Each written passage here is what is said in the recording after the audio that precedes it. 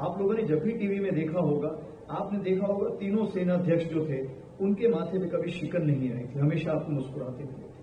क्यों? क्योंकि अगर हम मुस्कुरा रहे हैं तो देश की जनता को एक विश्वास है कि देश जो है वो सही हाथों पर है और जो होगा सही। तो मैंने 5 सी लिखे हुए हैं। तो पहला सी है कॉन्फिडेंस, काम। दूसरा हम आते हैं करेज पे, यानी साहस, दिलेरी और डर को काबू करना। जब हम भी ऐसी कोई लड़ाई लड़ते हैं तो उसमें रिस्क फैक्टर बहुत होता है।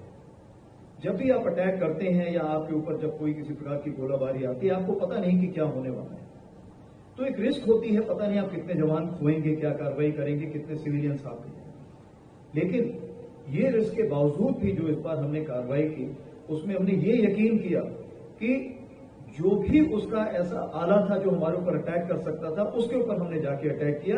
और उसके लिए चाहे हमें घर में घुस के मारने की जरूरत पड़ी, 100 किलोमीटर तक हम गए।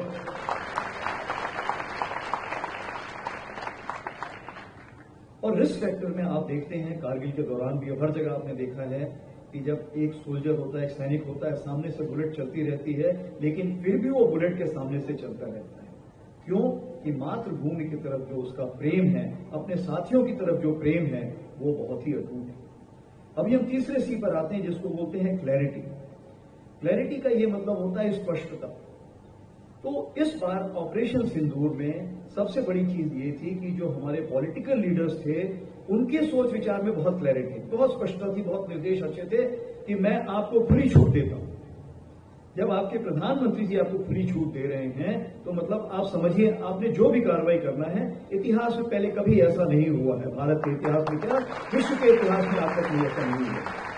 जिस तरह से प्रधानमंत्री जी ने हमें खुली छूट दी और हमें बोला जो भी आपको उचित लगे, लेकिन टेररिस्ट को खत्म करना है, टेररिस्ट के आगा को खत्म करना है, और जो भी टेररिज्म को सपोर्ट करना है उसको एक सबक सिखाना।